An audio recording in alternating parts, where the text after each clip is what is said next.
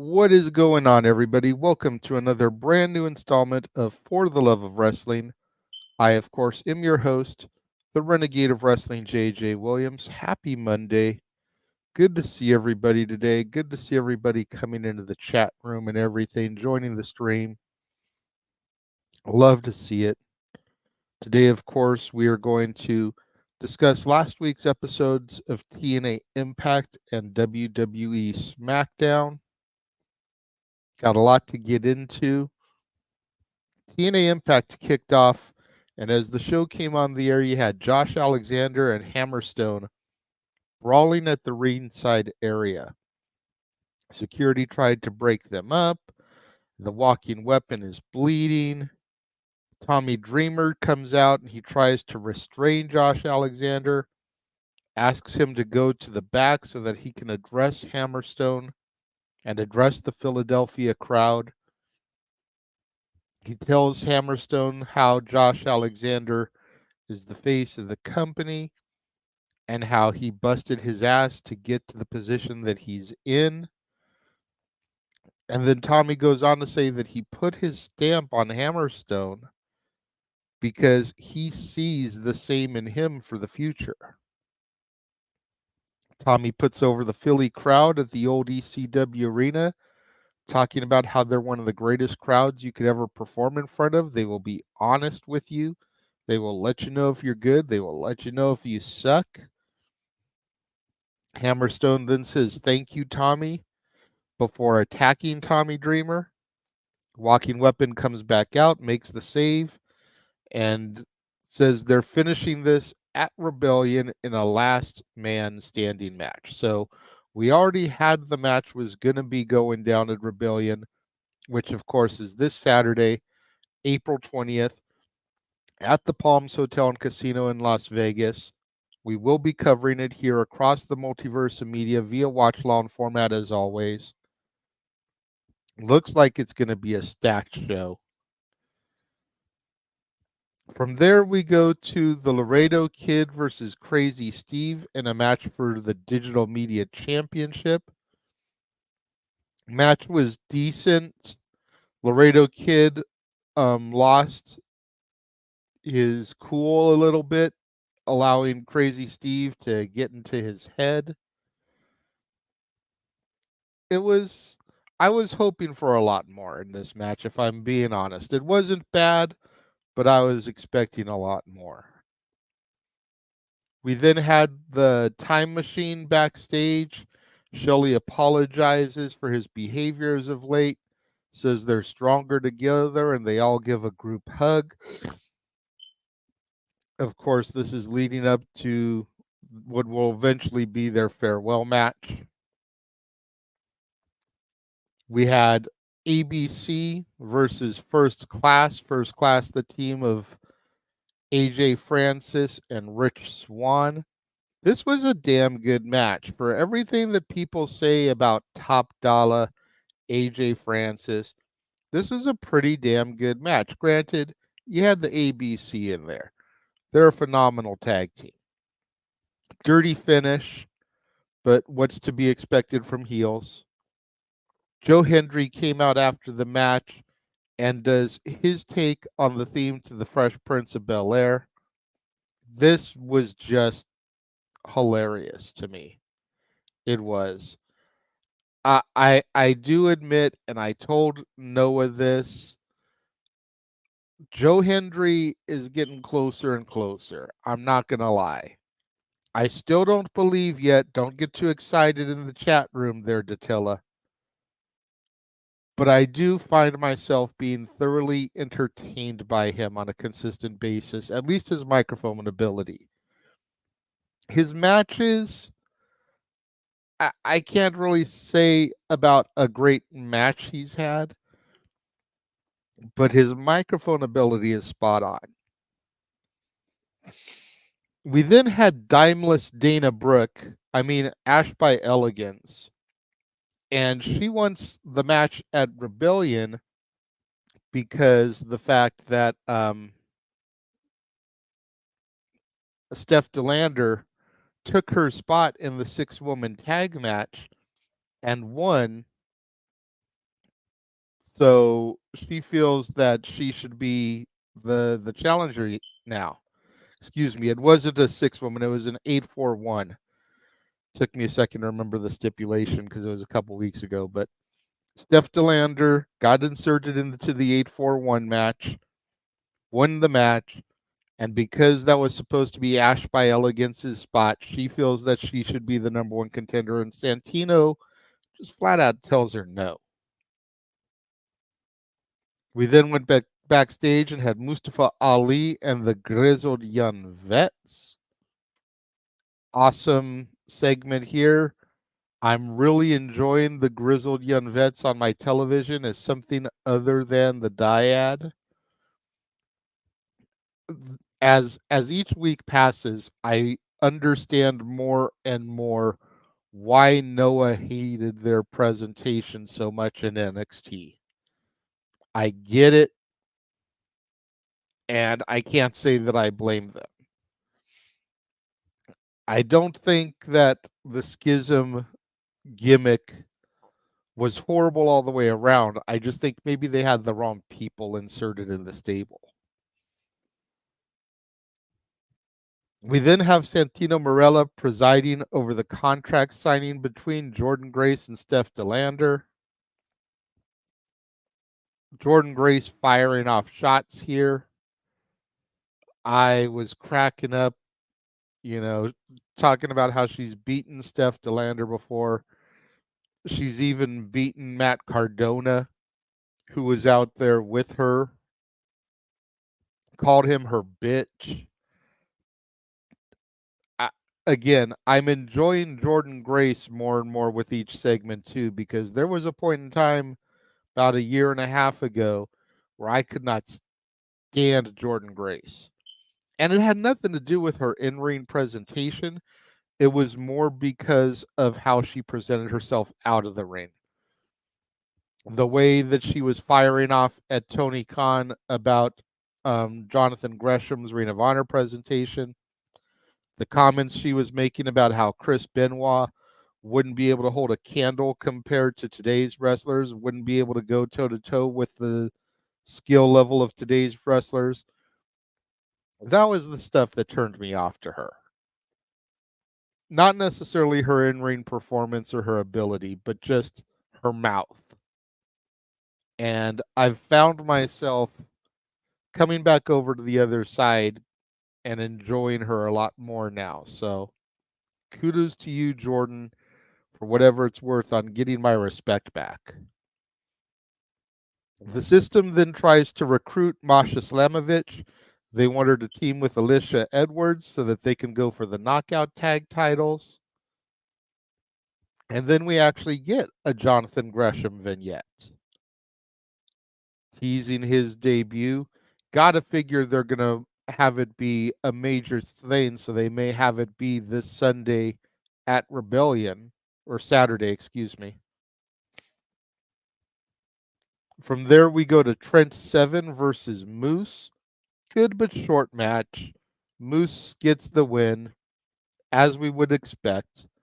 Post-match, the Time Machine comes out to save Speedball Mountain from a post-match beatdown. We then get a segment backstage with the system, Speedball Mountain, Santino. We're going to get the system versus the Motor City Machine Guns next week. Winner gets Speedball Mountain at Rebellion. Decay comes in. They want their rematch clause against Spitfire. Santino agrees. Lots of storyline development here. We then get James Drake versus Jake Something. The whole point of this is that Jake Something, Mustafa Ali feels that he doesn't deserve to be in the X Division, that they need to have limits, and the X Division was always about, it's not about weight limits, it's about no limits. So James Drake is supposed to go out there and kind of take Jake Something out. And it started out decent. And then Diener came out, made the distraction. Jake Something got the victory here. Little bit of a schmozzy finish that I feel like we didn't actually need for this match, but it is what it is. Main event was a Monsters Ball match between Khan and PCO. This was just some complete and utter brutality and insanity. By and far the match of the night. Still not sure how PCO, Pierre Carl Ouellet, does it at his age, performing on this level, putting his body through what he does on a consistent weekly basis, but he does it, and he got the victory here.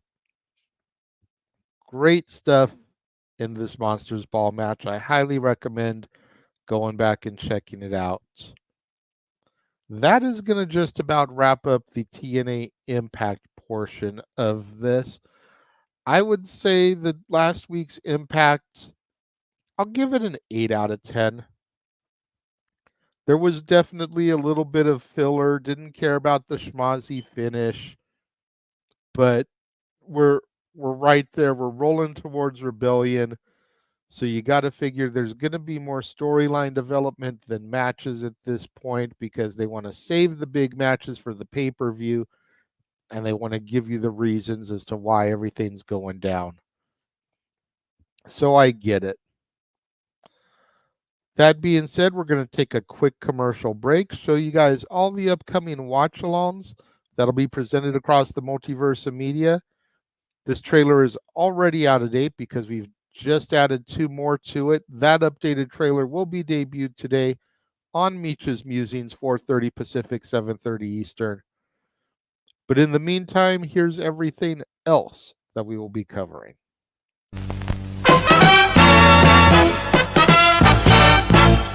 And now, preview time. So let's take a look at what's coming your way.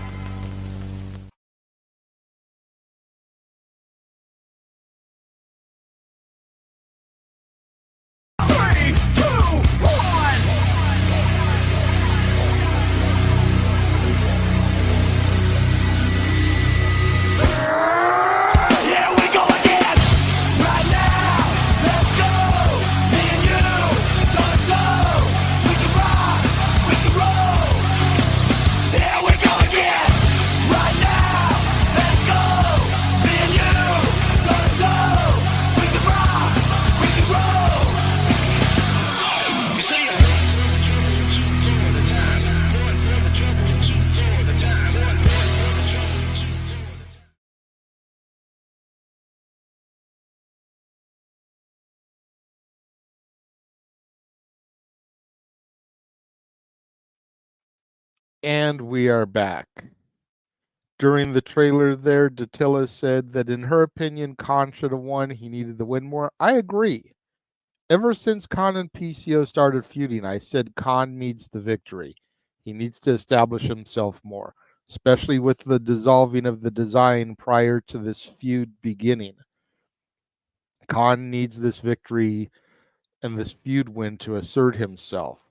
But for whatever reason, they keep giving PCO the victories. And I love PCO. Don't get me wrong. I think he's a great character. But Khan needs these wins. Emmanuel says TNA got a better grading than AEW. That's mind-boggling. No, it's not, good sir. No, it's not. Datilla and Noah are very fond of saying, and I will echo their sentiments here, people need to stop sleeping on TNA. I will admit that there are weeks where I watch the TNA presentation and I'm just like, eh. But more often than not, they've got at least half a show worth of phenomenal content.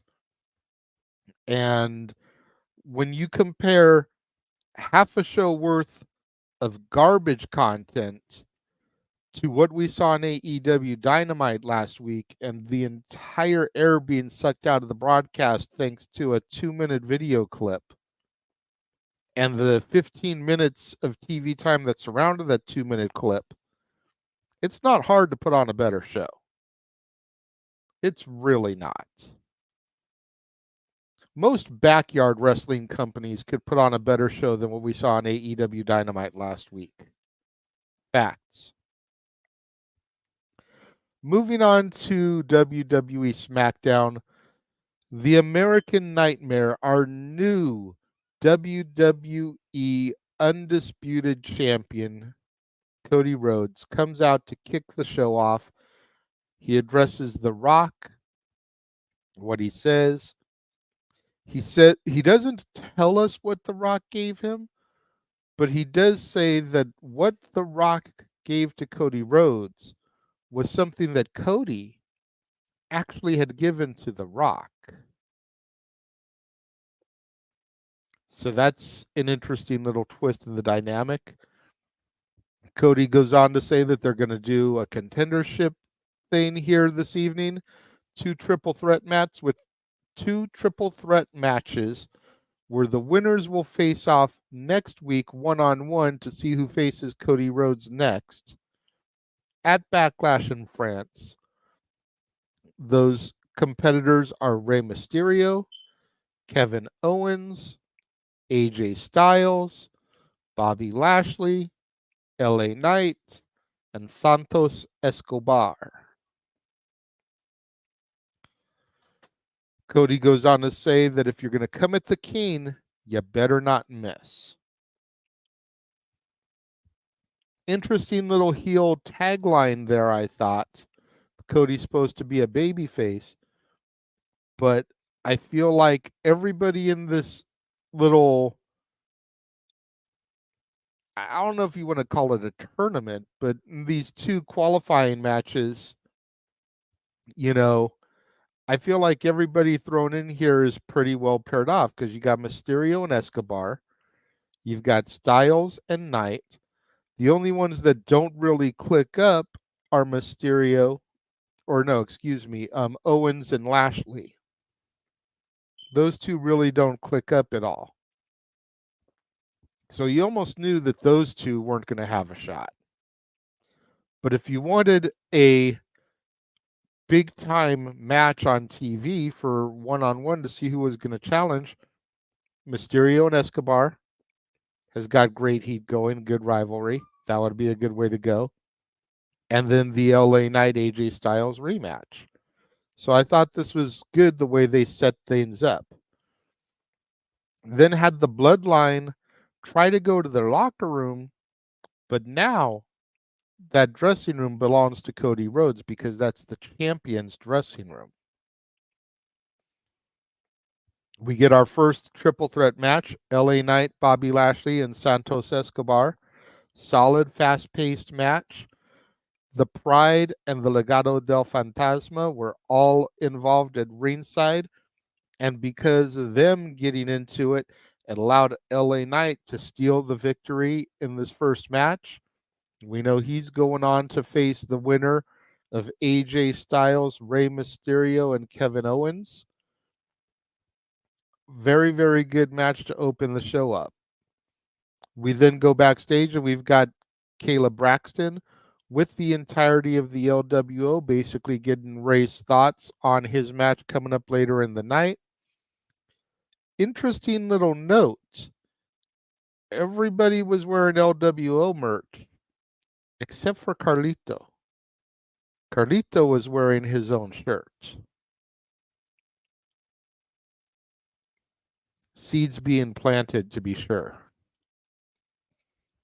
We then go to the ring, and the Bloodline is in the ring.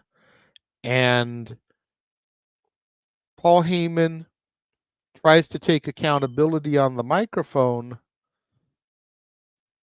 blames absolutely nobody for the fact that John Cena, Jey Uso, and Undertaker all got involved at WrestleMania. Cody played the game better than the Bloodline did on that evening. They talk about how losses have consequences, and Solo kind of quiets down Heyman here. Pushes Heyman off to the side, and he's staring a hole through Jimmy Uso. Losses have consequences. Because Jimmy lost to Jay on night one. Solo approaches him, gives him a hug, tells him that he loves him. And then here comes Tama Tonga, blindsides them, takes Jimmy Uso out. Double team by Solo and Tama Tonga. Paul Heyman is cowering in the corner. No idea what's going on. Jimmy Uso left in a heap. Solo and Tama Tonga throwing their ones up in the air. And all they keep saying throughout the rest of the night is by orders of the tribal chief. But is Roman still the tribal chief? Or is there a new tribal chief? We will have to see as the weeks develop. Tama Tonga, of course, the son of Haku. Rikishi and Haku were a tag team back in, I want to say it was early 2001. After Haku made the jump over from WCW. As he was still the reigning WCW Hardcore Champion, by the way. Needless to say, this segment had been more than spoiled for me because it was a big thing. Tama Tonga jumping in. Everyone has been expecting for I'm blanking on the name now because I'm so tired.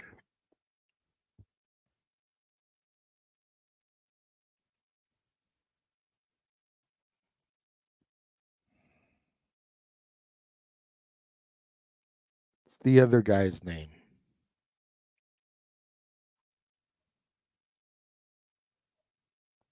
Anyways, people were expecting somebody else to come over. And Tama Tonga being the one I think caught a lot of people off guard. Thank you to tell Jacob Fatu. Everyone figured he was going to be the one to make the debut. And he still very well could be coming in due time. But we got Tama Tonga first. We then go back to ring action, and we get Cameron Grimes taking on Braun Breaker. I saw Cameron Grimes in the ring. I was like, yeah, Cameron Grimes is getting some TV time.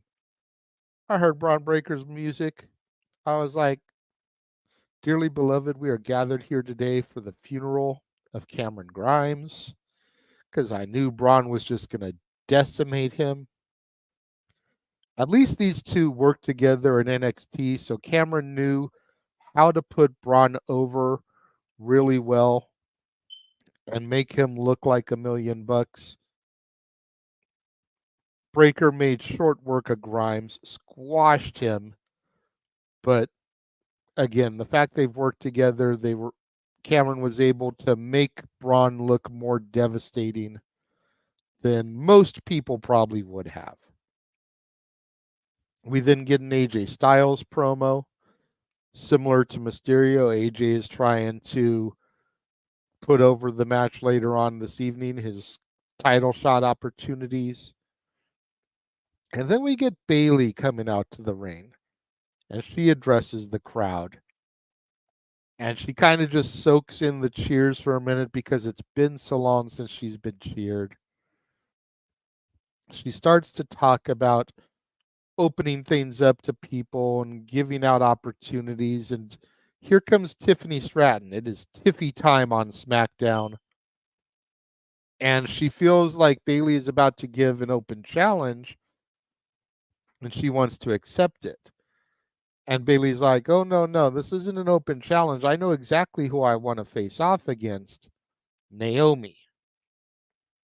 And so out comes Naomi, and Tiffany does her Tiffany things, talks about how she's already defeated Naomi. She's the future, blah, blah, blah. Naomi is like, today is not the day, little girl. And we go to commercial, and once we get through the next segment after we come back from commercial, we're going to join in progress a match between these two. Yes, I enjoyed her Cher inspired outfit as well.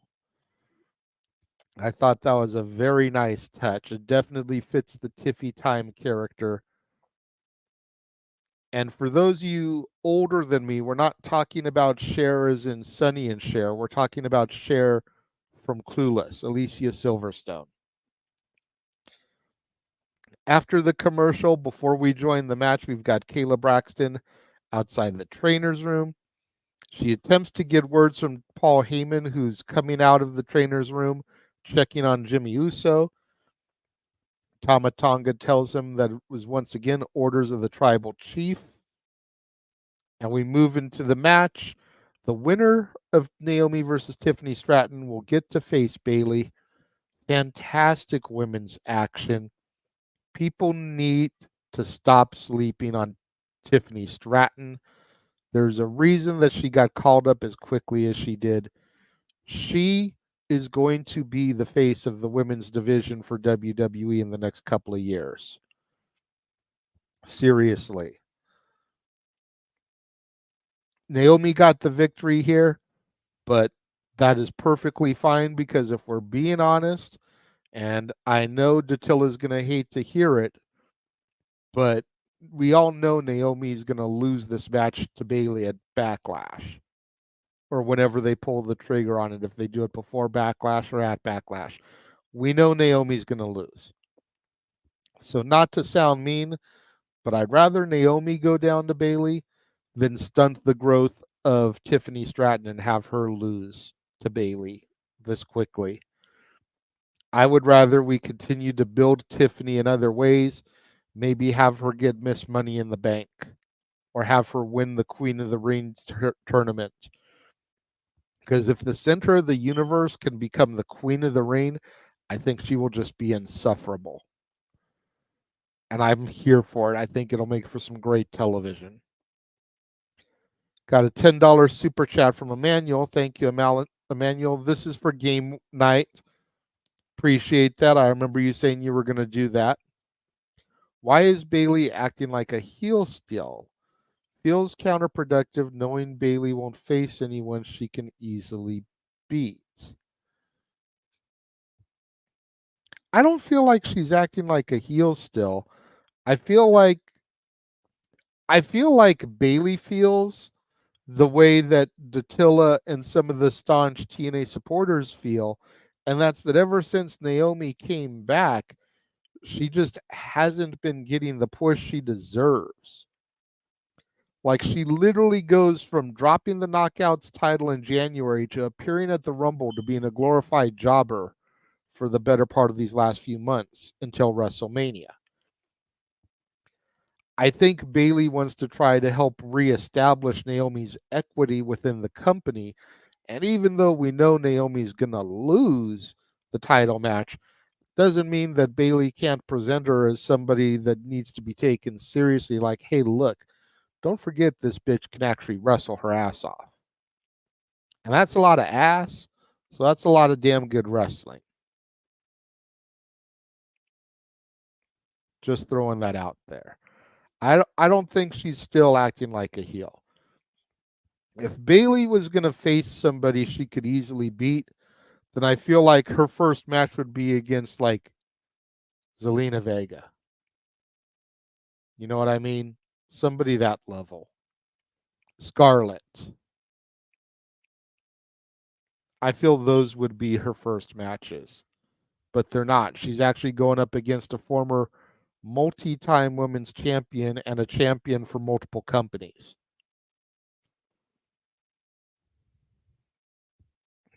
Says because Bayley comes out, hey, you want to challenge her? Bayley dismissed her, not taking her seriously because she already had her mind made up. That's why she wants Tiffany to prove that she deserves it, not think that because she's blonde hair, blue eyes, fake big boobs, she can get whatever she wants in the WWE. That was the old regime. This is a new era.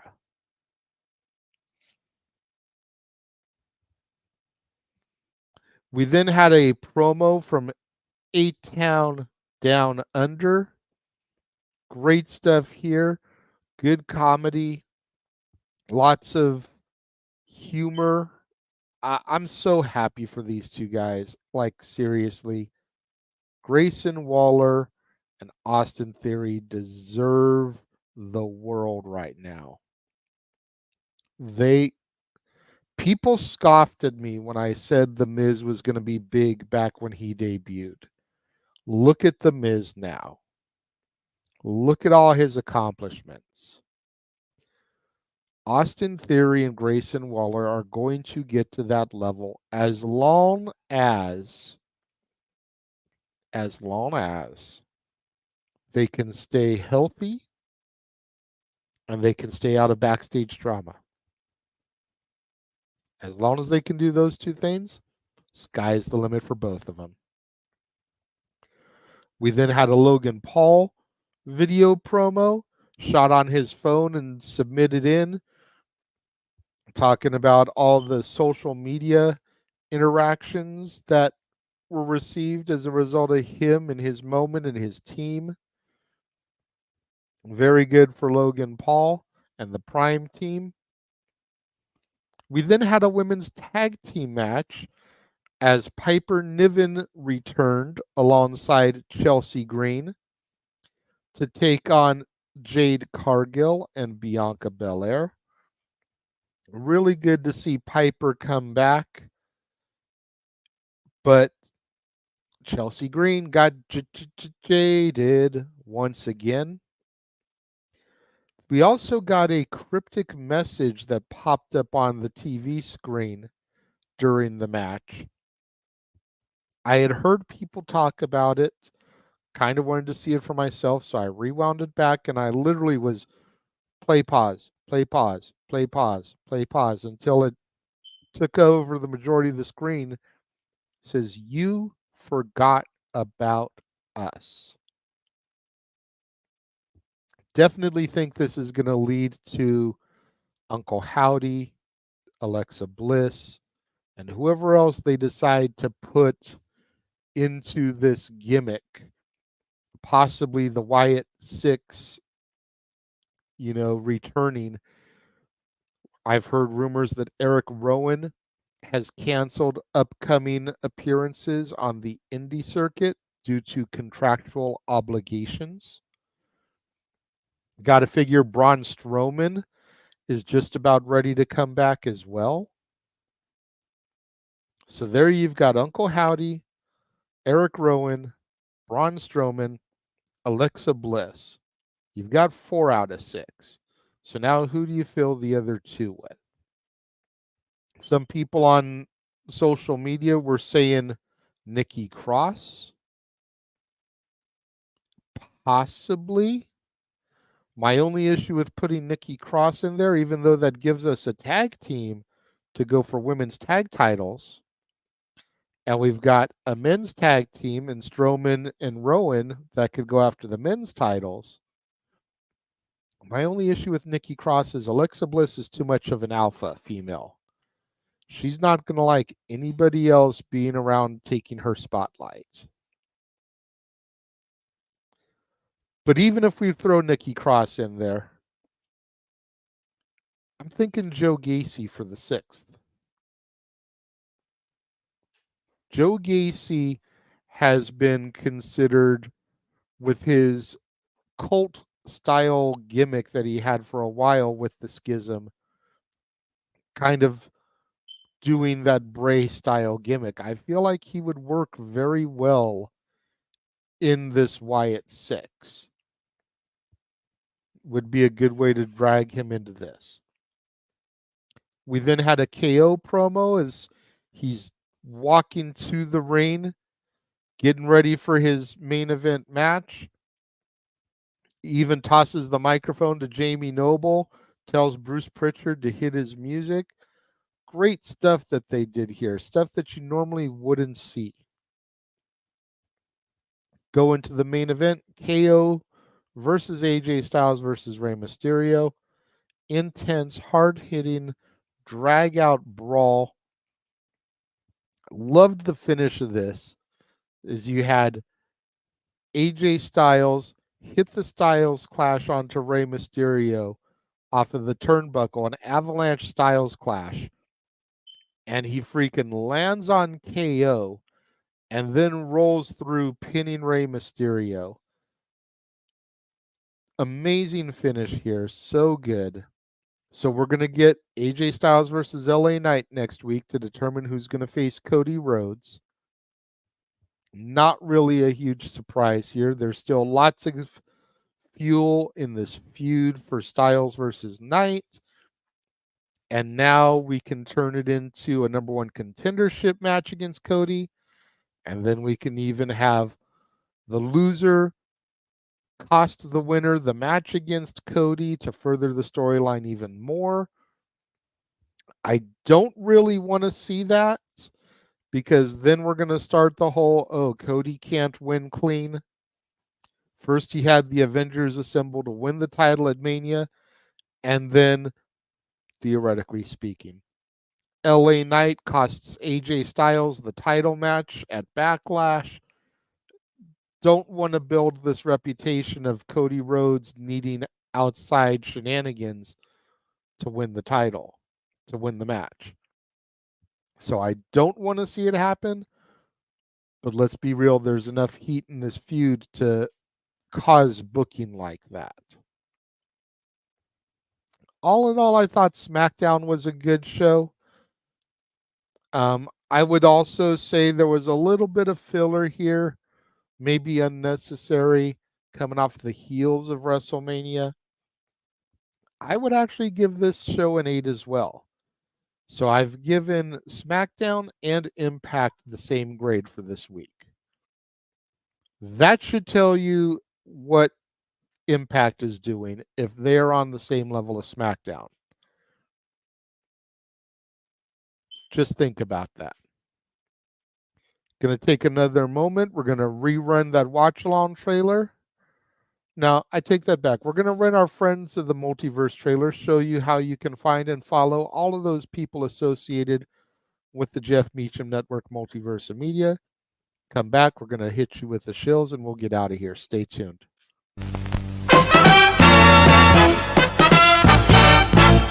And now, preview time. So let's take a look at what's coming your way.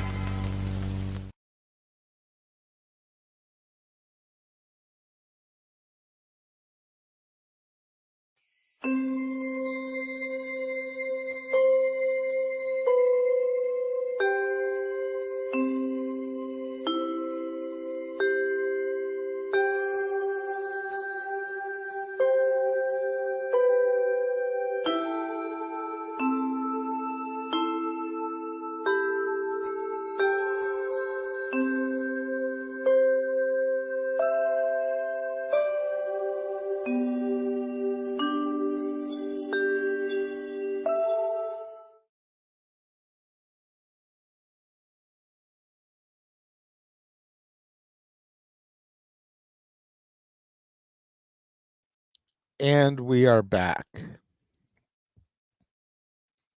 All right. Chris says same thing, 8 out of 10 for Impact, 8 out of 10 for SmackDown, so he agrees with me. Again, really good week of television all the way around, with the exception of Dynamite. And Dynamite really only suffered because of what they did. The matches before that were pretty good. The matches after it honestly could have been good, but there just was no energy because everyone was focused on what had happened. And if you want to hear me talk more about AEW, and specifically, is AEW dead and what can be done to save it, then make sure you tune in tomorrow at noon Pacific, 3 p.m. Eastern, as we once again go inside the mind of the Renegade. I am going to hit a number of different points and give just my 2 cents about what could be done to save what appears to be a quickly sinking ship.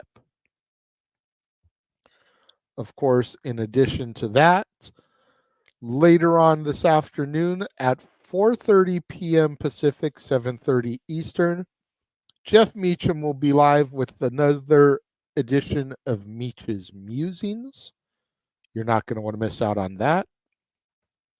Tomorrow also, the doors will reopen for Stat Boys Sports Bar, 4 p.m. Pacific, 7 p.m. Eastern.